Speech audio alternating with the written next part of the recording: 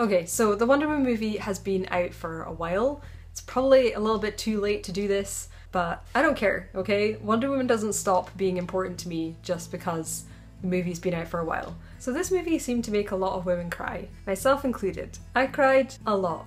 I went to go see it with Ross, and as it started up, you know, the lights dimmed, I was like, oh my god, it's really happening. Like, so the opening scene started on Themyscira with the Amazons just all being cool, and I just cried. Like, I just started crying. I was just like, I can't, it's finally here, guys. It's finally happened. And I just continued in that state of just like either crying or almost crying throughout the whole film. There were points where there were proper tears coming down my cheeks. There were long stretches where I was welling up, and I continued to cry for the whole evening after. Like, it did not end. I was kind of holding it in as me and Ross were walking for the bus and stuff, and we were kind of speaking about it. Like, obviously it had just come out in the film, and on the bus home I was just like a mess. Like, Ross looked around at me at one point and was like, Rachel, are you okay? You look like you've lost someone close to you. So I had a lot of feelings, and it seems like it kind of hit a lot of people really hard. Yeah, so this isn't going to be a review style video because I feel like a lot of people have probably done that a lot better than I could. I'm not really as interested in the nitty-gritty of the plot, or, you know, criticising plot holes, or like talking about what worked and what didn't, because in a lot of ways it's a very ordinary superhero movie, but I want to talk about the ways in which it is extraordinary. And it is. It's different. It's a kind of, feels like a really big step forward in terms of movies and women. So that's kind of what I wanted to talk about today. Why did it matter so much? Why did this movie matter so much? So here are the reasons that Wonder Woman made me cry a lot. Because it was good, because there was so much riding on it, and there shouldn't have had to have been, but we all knew that if this was a bad movie, people were going to use it as an excuse not to make another female-led superhero movie for years and years, because that's how things work. When a woman does it and it fails, it's because she was a woman, and when a man does it and he fails, it's because it was him. So yeah, it was such a relief that it was so good and that people loved it and that it was a commercial success. It shouldn't have had to have been as big a success to get another one, but I'm really relieved that it was. Because Wonder Woman deserved this years ago. Like, there are 3 big heroes in the DC universe: Superman, Batman, and Wonder Woman. Wonder Woman is a third of that. She's like one of the most iconic heroes in that universe. And Batman has had like 20 movies, Superman's had a whole bunch of movies, Wonder Woman has never had 1 movie. Like, that's so unfair, guys. If I have to watch another fucking Batman movie, I'm just gonna lose it. She deserved this years ago. We all deserved this years ago. Because the feeling of a superhero film, which they're this huge part of the pop culture psyche, and about how we conceive of heroes and role models, like, because the feeling of a superhero film that was, for me, was so powerful and so unfamiliar that it made me realise just how not for me everything else so far has been. And don't get me wrong, I love superhero things. I love the Marvel Cinematic Universe, I love the Avengers, I pretty much love all of those movies, even the ones that aren't super popular like Ant-Man, but Wonder Woman was new in how it treated women, and even though I love those movies, it really showed them up as not treating us very well. I recently rewatched Age of Ultron, and there is a joke in that Maria Hill makes at the Avengers kind of like party, about it being a sausage fest, and it's meant to be like a meta joke about like, oh, you know, when are they going to have a proper female Avenger movie? And I remember laughing at that at the time and finding it like, oh, like that's, oh, at least they're, you know, they're aware, or they're nodding at it or whatever. And now, having seen Wonder Woman and knowing what it's like to actually have a major superhero film treat women with respect, like, It's just not good enough. It's just not good enough. Like, it almost makes me more angry that it's just meant to be this kind of like self-aware little joke, and it's like, okay, but like, just because you know that it's happening doesn't make it okay. Like, in fact, it almost makes it worse. You know what you're doing and you know that you're being sexist, but like, oh, it's okay. Like, as long as we reference it, it's fine. Yeah, we watched Ant-Man recently as well, and that is such a huge weird part of it, the whole wasp thing, and the fact that, you know, they spend a whole movie telling this girl that she can't be a superhero because her dad won't let her, even though she's more qualified in every way.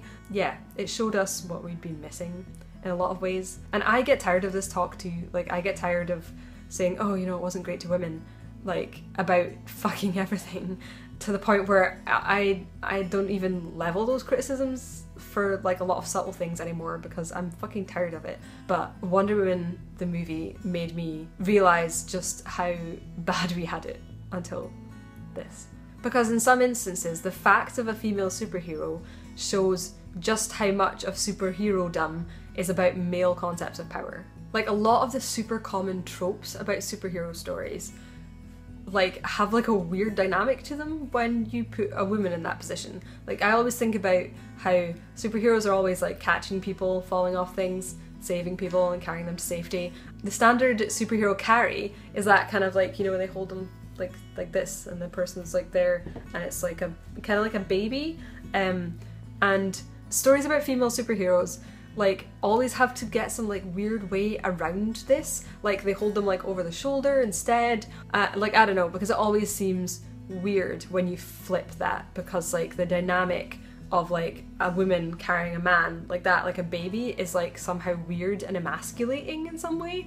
Because Wonder Woman will never just be a superhero, she will always be a female superhero. And in some ways I loved seeing that and the differences. And in some ways it just made me really tired. It made me tired of fighting these fights and of being other, of not being the default, and tired of having to be a feminist at all, and tired of having to say the word woman. Because this was the first female-led action blockbuster that I can think of that wasn't from the male gaze. There was no male gaze in it. Like I said, I love the Marvel movies, but there's still a fair amount in those. Like, the camera was often showing us from things from Diana's point of view. It wasn't objectifying her, it wasn't sexualizing her. I'm perfectly fine with people falling in love with her, like both Gal Gadot, or Gal Gadot as I always say, I don't know why I pronounce it like that, or Diana, because she's awesome, but like, that shouldn't be something like suggested or enforced by the direction of the movie. And I was so happy to see that. Like, there were a few instances maybe of female gaze, but that wasn't as important to me really as just the absence of male gaze. So like, not lingering over her body and not making it seem like you're meant to find her sexy. Because that for me is the easiest way to make it feel like a movie isn't for me. Because this movie should have been for women, and it was, and it treated us as women want to be treated, not as men want to treat us. Because part of the reason that I wrote State of Flux, which was my first novel, was because I felt starved for female heroes that I could truly connect with. Because Wonder Woman was already my favourite superhero. Like, literally, the box that I use to prop up my phone while I'm filming videos is a Wonder Woman box. I have Wonder Woman pants, I have a Wonder Woman cycle bag, I have comics. I love Wonder Woman anyway. I was super invested in this. But when I was depressed, like really badly, like I used to ration my Wonder Woman comics to myself. I used to read little snippets or little issues and not continue any further, even though I really wanted to, because I was saving it, because it was one of the few things I still enjoyed. Because North of the End would not exist without Wonder Woman. Because in some ways, North of the End is me trying to build Amazons from Scottish mythology. Because when I try to imagine how seeing this as a young girl would have changed me, I just can't. I don't even know. I can't even imagine how it would have impacted me. Because I saw my first real superhero film in the cinema when I was 11, and that was Sam Raimi's Spider-Man, and it changed my life. I couldn't stop thinking about it. I became like obsessed with it, with those films. It's what started me reading comics in the first place. Wonder Woman is the first film, the only film to ever really make me feel like that again. Like I felt 11 again and just like bowled over.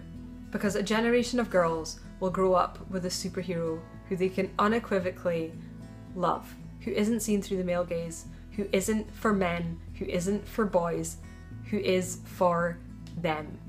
Okay, those are all my reasons.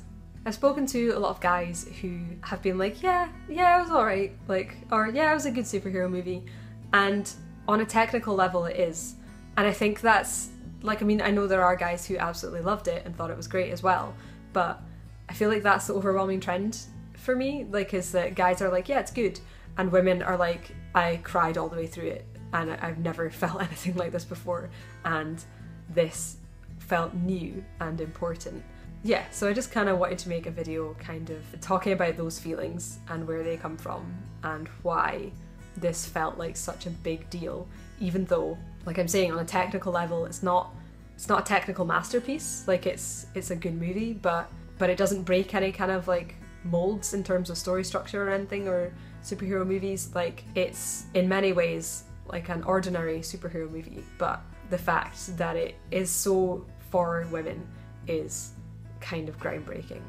That's about everything, I think. Yeah, I would really like to hear other people's thoughts and stuff on this.